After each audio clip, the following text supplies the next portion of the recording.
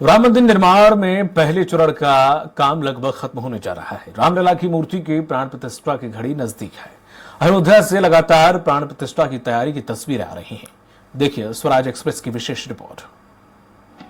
राम मंदिर निर्माण में पहले चरण का काम लगभग खत्म होने जा रहा है। रामलला की मूर्ति के प्राण प्रतिष्ठा की घड़ी भी नजदीक है। अयोध्या से लगातार प्राण प्रतिष्ठा की तैयारियों की तस्वीरें आ रही हैं। राम मंदिर में एंट्री से पहले श्रद्धालुओं को हनुमान जी से अनुमति लेनी होगी। राम द्वार पर हनुमान जी का पहरा देखने को मिलेगा। गुरुवार को मंदिर के प्रवेश द्वार पर हनुमान जी, सिंह, हाथी और गणेश जी की मूर्ति लगा दी गई है। ये मूर्तियां बेहद आकर्षक और दर्शनीय हैं। राम मंदिर ट्रस्ट ने बताया कि ये मूर्तियां राजस्थानी पत्थर से तैयार की गई हैं। इन मूर्तियों को राजस्थान के बंसी पहाड़पुर गांव के हल्के गुलाबी रंग के बलुआ पत्थर से तैयार किया गया है। इन मूर्तियों को मंदिर की ओर जाने वाली सीढ़ियों के दोनों ओर स्लैबों पर लगाया गया है। निचले स्लैब पर हाथी की एक एक मूर्ति है। उसके बाद शेर की मूर्ति लगाई गई है। सबसे ऊपर वाले स्लैब पर भगवान हनुमान की मूर्ति एक तरफ है, जबकि गरुड़ की मूर्ति दूसरी तरफ है। ट्रस्ट ने बताया कि राम मंदिर में पूर्व की दिशा से एंट्री होगी, दक्षिण की दिशा से बाहर निकलेंगे। मंदिर की इमारत 3 मंजिला होगी। मुख्य मंदिर तक पहुंचने के लिए श्रद्धालुओं को पूर्वी दिशा से 32 सीढ़ियां चढ़ना होगी। मंदिर को पारंपरिक नागर शैली में बनाया गया है।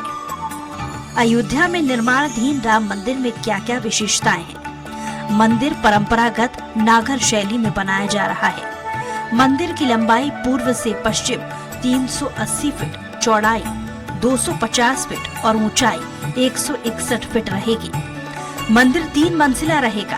प्रत्येक मंजिल की ऊंचाई 20 फीट रहेगी। मंदिर में कुल 392 खंबे और 44 द्वार होंगे। मुख्य गर्भगृह में प्रभु श्री राम के बाल रूप श्री रामलला सरकार का विग्रह के दर्शन होंगे। फर्स्ट फ्लोर पर श्री राम दरबार होगा। मंदिर में 5 मंडप होंगे। इसमें नृत्य मंडप, रंग मंडप, सभा मंडप, प्रार्थना मंडप और कीर्तन मंडप श्रद्धालुओं को निहारने के लिए मजबूर करेंगे। खंभों और दीवारों में देवी देवता और दिव्यांगनाओं की मूर्तियां उकेरी जा रही हैं। मंदिर में प्रवेश पूर्व दिशा से 32 सीढ़ियां चढ़कर सिंह द्वार से होगा। दिव्यांगजन और वृद्धों के लिए मंदिर में रैंप और लिफ्ट की व्यवस्था रहेगी। मंदिर के चारों ओर आयताकार परकोटा रहेगा। चारों दिशाओं में इसकी कुल लंबाई 732 मीटर और चौड़ाई 14 फीट होगी। परकोटा के चारों कोनों पर सूर्यदेव, मां भगवती, गणपति और भगवान शिव को समर्पित 4 मंदिरों का निर्माण होगा। उत्तरी भुजा में मां अन्नपूर्णा, दक्षिणी भुजा में हनुमान जी का मंदिर रहेगा। मंदिर के समीप पौराणिक काल का सीताकोप विद्यमान रहेगा। मंदिर परिसर में प्रस्तावित अन्य मंदिर महर्षि वाल्मीकि, महर्षि वशिष्ठ, महर्षि विश्वामित्र, महर्षि अगस्त्य, निषादराज, माता शबरी और ऋषि पत्नी देवी अहिल्या को समर्पित होंगे। दक्षिण पश्चिमी भाग में नवरत्न कुबेर टीला पर भगवान शिव के प्राचीन मंदिर का जीर्णोद्धार किया गया है। वहाँ जटायु प्रतिमा की स्थापना की गई है। मंदिर में लोहे का प्रयोग नहीं होगा। धरती के ऊपर बिल्कुल भी कंक्रीट नहीं है। मंदिर के नीचे 14 मीटर मोटी रोलर कॉम्पैक्टेड कंक्रीट यानी आरसीसी बिछाई गई है। इसे आर्टिफिशियल चट्टान का रूप दिया गया है। मंदिर को धरती की नमी से बचाने के लिए 21 फीट ऊंची प्लिंथ ग्रेनाइट से बनाई गई है। मंदिर परिसर में स्वतंत्र रूप से sewer treatment plant, water treatment plant, अग्निशमन के लिए जल व्यवस्था और स्वतंत्र पावर स्टेशन का निर्माण किया गया है, ताकि बाहरी संसाधनों पर न्यूनतम निर्भरता रहे। 25,000 क्षमता वाले एक दर्शनार्थी सुविधा केंद्र का निर्माण किया जा रहा है। यहाँ दर्शनार्थियों का सामान रखने के लिए लॉकर और चिकित्सा की सुविधा रहेगी। मंदिर परिसर में स्नानागार, शौचालय, वॉश बेसिन, ओपन टैप्स आदि की सुविधा भी रहेगी। मंदिर का निर्माण पूर्णतया भारतीय परंपरा अनुसार और स्वदेशी तकनीकी से किया जा रहा है। पर्यावरण जल संरक्षण पर विशेष ध्यान दिया जा रहा है। कुल 70 एकड़ क्षेत्र में 70% क्षेत्र सदा हरित रहेगा। Special desk, Swaraj express.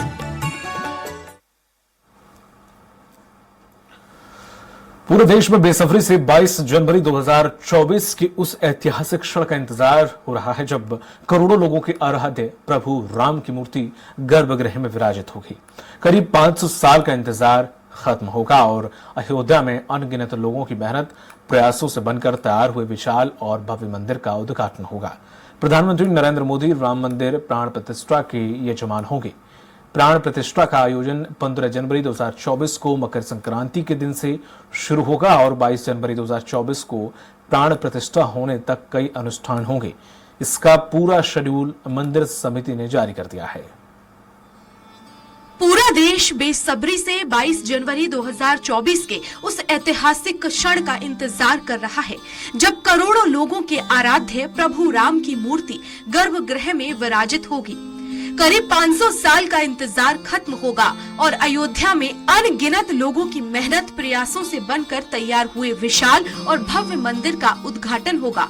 प्रधानमंत्री नरेंद्र मोदी राम मंदिर प्राण प्रतिष्ठा के यजमान होंगे। प्राण प्रतिष्ठा का आयोजन 15 जनवरी 2024 को मकर संक्रांति के दिन से शुरू होगा और 22 जनवरी 2024 को प्राण प्रतिष्ठा होने तक कई अनुष्ठान होंगे। इसका पूरा शेड्यूल मंदिर समिति ने जारी कर दिया है। अयोध्या में राम मंदिर की प्राण प्रतिष्ठा का कार्यक्रम हफ्ते भर चलेगा। वहीं राम लला की मूर्ति को गर्भगृह में स्थापित करने का समय सबसे अहम होगा। यह 84 सेकंड का सबसे शुभ समय है जिसे ज्योतिष और धर्मविदों ने राम लला की मूर्ति की स्थापना के लिए चुना है। यह समय 22 जनवरी 2024 की दोपहर 12:29 8 सेकंड से 12:30 32 सेकंड तक का रहेगा। इस समय सूर्य आसमान में सिर पर रहेगा और मृगशिरा नक्षत्र रहेगा। साथ ही यह मुहूर्त बाण मुक्त भी है। राम मंदिर में 15 से 22 जनवरी 2024 तक का शेड्यूल। 15 जनवरी को मकर संक्रांति है और इसी के साथ खरमास समाप्त हो जाएगा। मकर संक्रांति के शुभ दिन पर राम लला के विग्रह यानी श्री राम के बाल रूप की मूर्ति को गर्भगृह में स्थापित किया जाएगा। 16 जनवरी 2024 16 जनवरी से रामलला के विग्रह के अधिवास का अनुष्ठान शुरू होगा। 17 जनवरी 2024 17 जनवरी को रामलला की प्रतिमा को नगर भ्रमण कराया जाएगा। 18 जनवरी 2024 18 जनवरी से प्राण प्रतिष्ठा का मुख्य अनुष्ठान शुरू होगा। इस दिन मंडप प्रवेश पूजन, वास्तु पूजन, वरुण पूजन, विघ्नहर्ता गणेश पूजन और मार्तिका पूजन होगा। 19 जनवरी 2024 19 जनवरी को राम मंदिर में यज्ञ अग्नि कुंड की स्थापना की जाएगी। अरणी मंथन से यज्ञ की अग्नि प्रज्वलित की जाएगी। फिर नवग्रह होम होगा। राम मंदिर की वास्तु शांति होगी। 20 जनवरी 2024 राम मंदिर के गर्भगृह को 81 कलशों के जल से, जिसमें अलग अलग नदियों के जल इकट्ठे किए हैं, उनसे पवित्र किया जाएगा। 21 जनवरी 2024 इस दिन यज्ञ विधि में विशेष पूजन और हवन के बीच राम लला का 125 कलशों से दिव्य स्नान होगा। 22 जनवरी 2024 22 जनवरी को मध्यकाल में मृगशिरा नक्षत्र में राम लला की मूर्ति गर्भगृह में स्थापित होगी और महापूजा होगी। Special desk, Swaraj express. और इसी पर ज्यादा चर्चा के लिए मौजूद हैं विष्णु महाराज महामंडलेश्वर शिल्पी चौधरी, सपा नेता हैं और दो लोग हमारे साथ जुड़े हुए हैं। विष्णु महाराज जी, जिस तरह से स्वराज एक्सप्रेस, सबसे पहले तो आप दोनों लोगों का बहुत बहुत स्वागत है। 22 जनवरी को प्राण प्रतिष्ठा का दिन है और भगवान राम विराजेंगे। कितना ऐतिहासिक ये दिन है पूरे विश्व के लिए, पूरे भारत के लिए? जी विष्णु महाराज जी।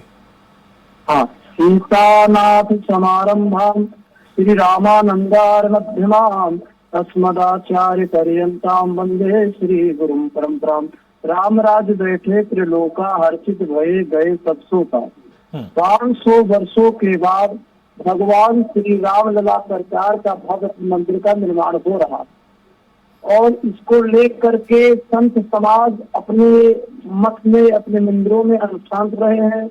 और बहुत उत्साह है, क्योंकि 500 वर्षों तक भगवान श्री राम ने एक टेंट में थे जो तीनों लोक के मालिक हैं। आज वहाँ जो हमारे कार सेवकों ने गोली खाए थे अपनी सीनों पे और भगवान श्री राम के चरणों में बलिदान दिए थे, वह आज सपना पूरा हो गया और आज वह दिन आ गया कि राम राज बैठे त्रिलोका हर्षित भये गए सबसों का।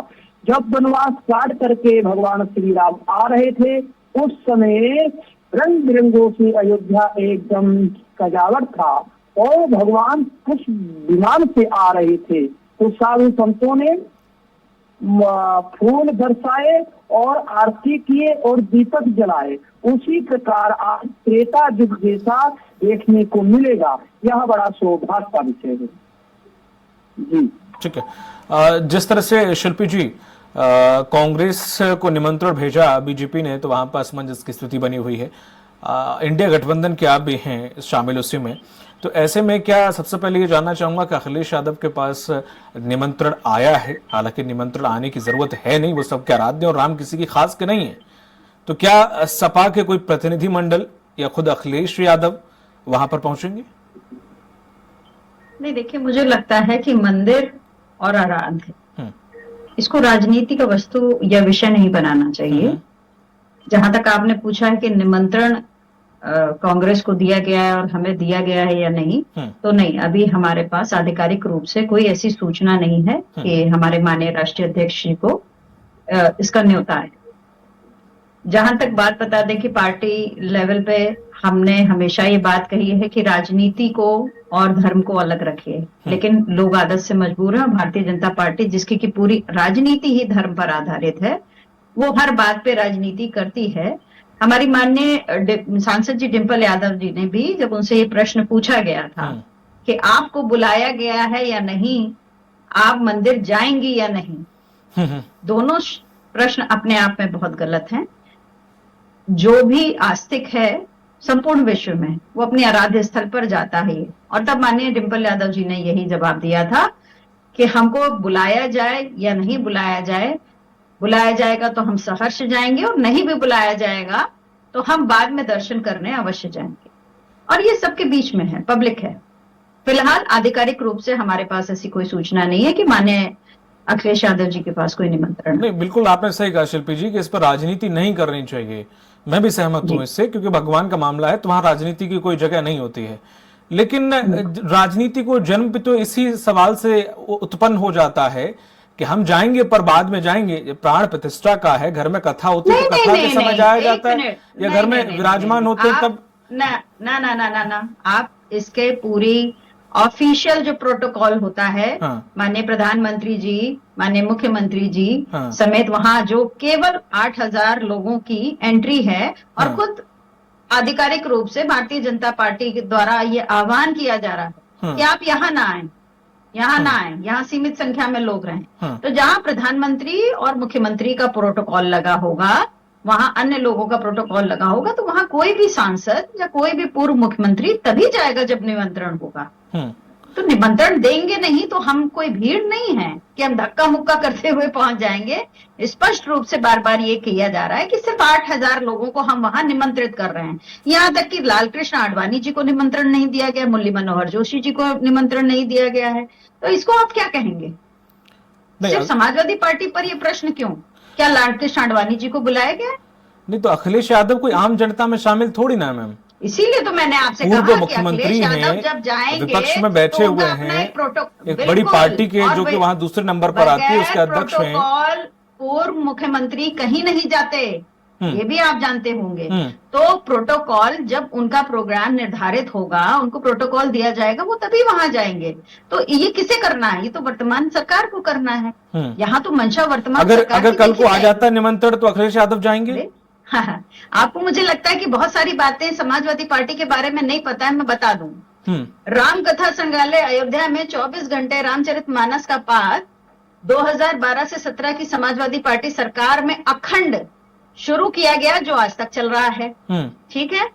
परिक्रमा मार्ग, 14 कोसी परिक्रमा मार्ग जो अयोध्या और फैजाबाद को पूरा कवर करता है। दीपावली के बाद ये 14 कोसी परिक्रमा होती है भगवान राम की आस्था में।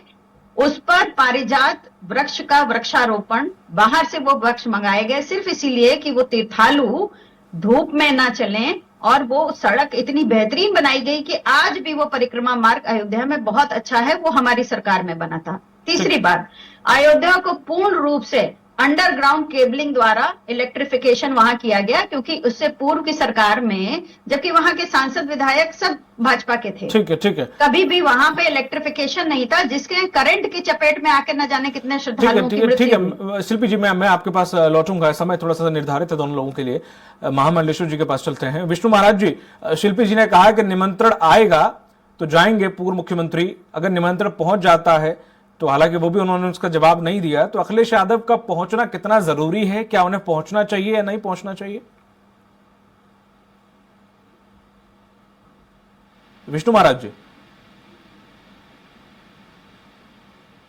आप तक आवाज आ रही है सर? ठीक है, विष्णु जी के पास आवाज नहीं पहुंच पा रही है। बहुत बहुत शुक्रिया हमारे साथ शामिल होने के लिए शिल्पी जी और विष्णु जी, आप दोनों लोगों का बहुत बहुत शुक्रिया। तो जिस तरह से अयोध्या में राम विराज रहे हैं, पहुंच रहे हैं, या प्राण प्रतिष्ठा हो रही है, इस पर भारत में राजनीति भी बखूबी हो रही है। सपा हो, चाहे वो कांग्रेस हो, चाहे भी और भी वामपंथी पार्टियां हो, वो कहीं ना कहीं इससे किनारा करने की कोशिश कर रही हैं या फिर किनारा करती हुई दिख रही हैं। लेकिन बीजेपी जरूर इस पूरे मामले को लेकर या पूरे इस प्राण प्रतिष्ठा कार्यक्रम को लेकर माइलेज लेने की कोशिश भरपूर कर रही है और शायद कहीं ना कहीं ले भी रही है। मुझे दीजिए इजाजत, नमस्कार। सिया राम जय जय राम, राम सिया राम।